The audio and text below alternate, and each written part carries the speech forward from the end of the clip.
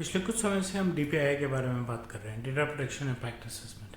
आज के वीडियो में हम बात करेंगे कि डीपीआई करते हुए कैसी ऐसी कुछ कॉमन मिस्टेक्स रह जाती हैं जिसकी वजह से डीपीआई का पूरा फायदा नहीं होता, शायद पूरी एक्सरसाइज हो भी नहीं पाती और बाद में जब कंप्लायंस रेगुलेटर्स आते हैं तो दिक्कत होती है।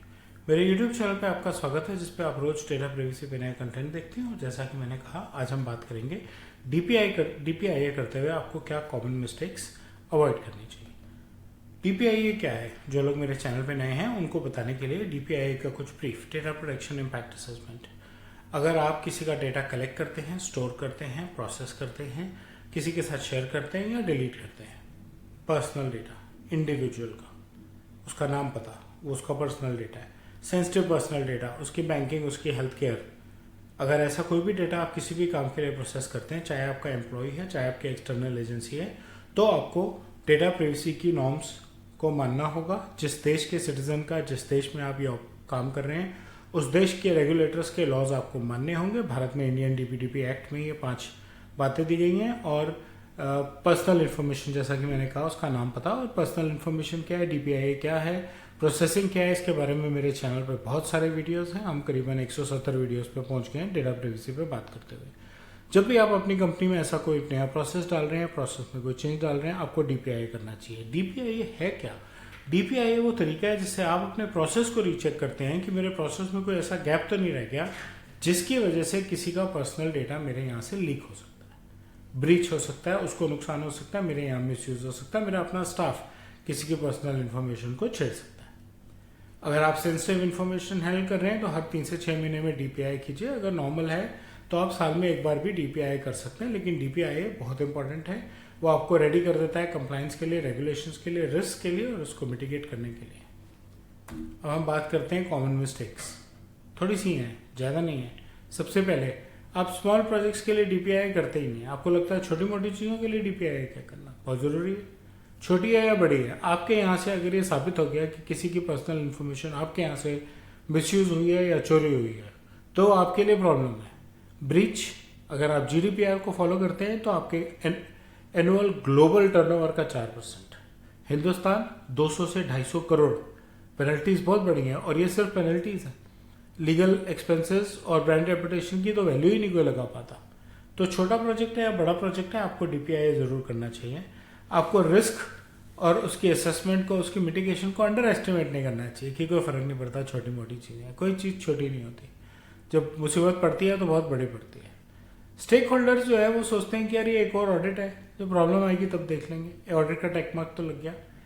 प्रॉब्लम क्या है? स्टेक होल्डर अगर खुद इन्वॉल्व नहीं है और खुद सीरियस नहीं है या पूरी तरह से इन्वॉल्व नहीं है, तो बाकी की कंपनी में नए सिस्टम्स, प्रोसेसिंग सिस्टम्स डालने मुश्किल हो सकते हैं।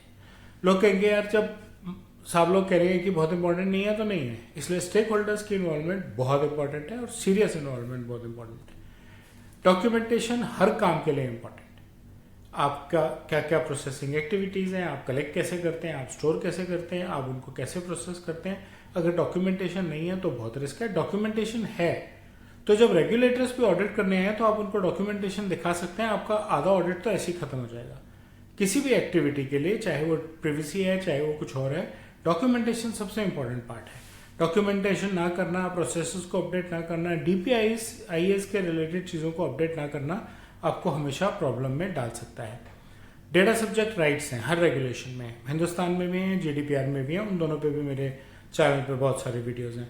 डेटा सब्जेक्ट राइट्स का आपको क्या करना चाहिए? आपका सिस्टम ऐसा सेट होना चाहिए कि आप डेटा सब्जेक्ट के, यानी कि जिसका डेटा आपने कलेक्ट किया, वो आपसे कुछ भी अपने डेटा के बारे में मांगे तो आप आसानी से जवाब दे सकें।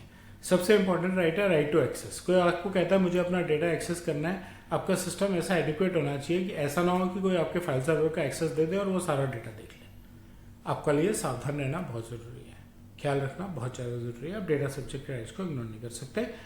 छोटी छोटी थर्ड पार्टी एक्टिविटीज़ होती हैं छोटी छोटी कंपनीज में।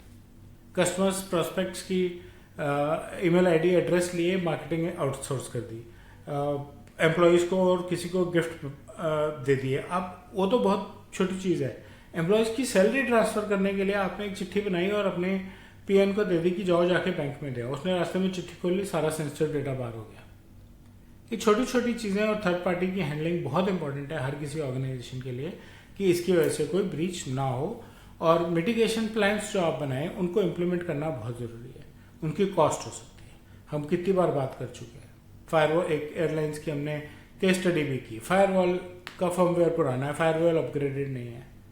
क्यों नहीं है भाई? होनी चाहिए थी, एक प्रॉब्लम है, उसका ध्यान दिया जाना चाहिए था, ध्यान नहीं दिया। कॉस्ट हो सकती है, लेकिन आप, जैसा कि हमने पहले कई वीडियोस में डिस्कस किया, आप रिस्क की लिस्ट बनाइए, आप उनको प्रायोरिटाइज कीजिए क्रिटिकलिटी से, किसमें ब्रीच का ज़्यादा चांस है, किसके ब्रीच के इम्पैक्ट ज़्यादा है, और वो सारी चीज़ें बनाने के बाद आप उनके आगे उनकी मिटिगेशन प्लान की कॉस्ट लगाइए, और फिर देखिए आप उनमें से कौन सी चीज़ अभी ठीक कर सकते हैं, 3 महीने में ठीक कर सकते हैं, 6 महीने में ठीक कर सकते हैं, लेकिन मिटिगेशन प्लान को फॉलो करना बहुत ज़रूरी है। तो डीपीआई का पर्पज़ ही मिटिगेशन प्लान है। आप उसी को छोड़ देंगे तो कैसे चलेगा? प्रोसेस को बहुत ज़्यादा कॉम्प्लिकेट कर देंगे या उसको लीगल के साथ मैच नहीं करेंगे। पूरी डीपीआई कर ली, सब कुछ बना लिया, पता लगा 2-4 लीगल टर्मिनोलॉजीज थी या लीगल लुकुना थे जो आपने छोड़ दिए, और उसमें क्या होगा? सारा काम तो ठीक है, लेकिन जिस दिन कोई लीगल इशू आएगा उस दिन आप फिर फंस जाएंगे। इसलिए लीगल स्टैंडर्ड्स के साथ भी उनको मैच करना ज़रूरी है, उसका भी बहुत ज़्यादा ध्यान रखें। ये कुछ छोटी सी गलतियां हैं जो डीपीआई करते हुए कंपनीज में रह जाती हैं, इनका ध्यान रखिए जिससे कि आपके डीपीआईज ठीक ठाक से हों और आपको उनका पूरा फायदा मिले। डीपीआईज की मिस्टेक्स पे सिर्फ इतना ही। मुझे उम्मीद है आपको मेरा कंटेंट अच्छा लगा होगा, और बेल और लाइक आइकन दबाएं, मेरे चैनल से सब्सक्राइब करें और अपना फीडबैक कमेंट सेक्शन में शेयर करें। धन्यवाद।